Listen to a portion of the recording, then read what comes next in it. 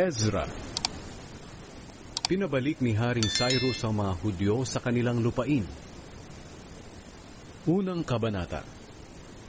Noong unang taon ng paghahari ni Cyrus sa Persya, tinupad ng Panginoon ang kanyang sinabi sa pamamagitan ni Jeremias. Hinipon niya ang puso ni Cyrus para gumawa ng isang pahayag.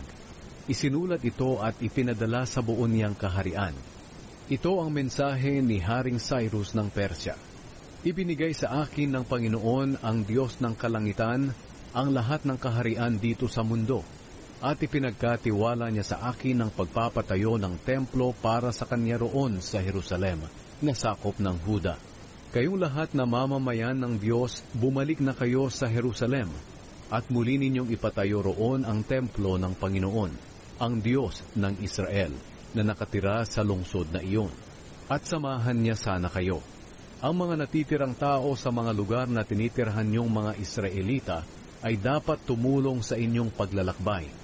Magbibigay sila ng mga pilak at ginto, mga kakailanganing bagay, mga hayop, at pagtulong na kusang loob para sa templo ng Diyos sa Jerusalem.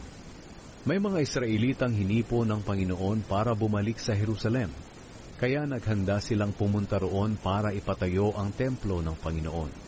Kasama sa kanila ang mga pinuno ng mga pamilyang mula sa mga lahi ni Huda at ni Benjamin, pati ang mga pari at ang mga Levita.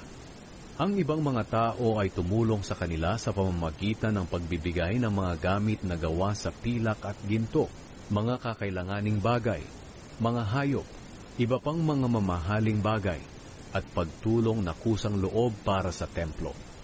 Ibinalik din sa kanila ni Haring Cyrus ang mga gamit sa templo ng Panginoon na kinuha ni Haring Nebuchadnezzar sa Jerusalem at dinala sa templo ng mga Diyos-Diyosan niya. Ipinagkatiwala ito ni Haring Cyrus kay Mitredat na ingat yaman ng kaharian niya. Binilang ito ni Mitredat at ibinigay ang listahan kay Sheshbazzar, ang gobernador ng Huda. Ito ang bilang ng mga gamit.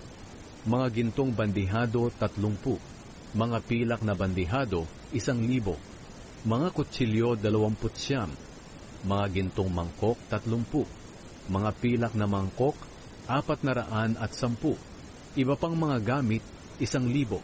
Sa kabuuan, may mga 5,400 gamit na ginto at pilak. Dinala lahat ito ni Sheshbazzar nang bumalik siya sa Jerusalem mula sa Babylonia, kasama ng ibang mga bihag.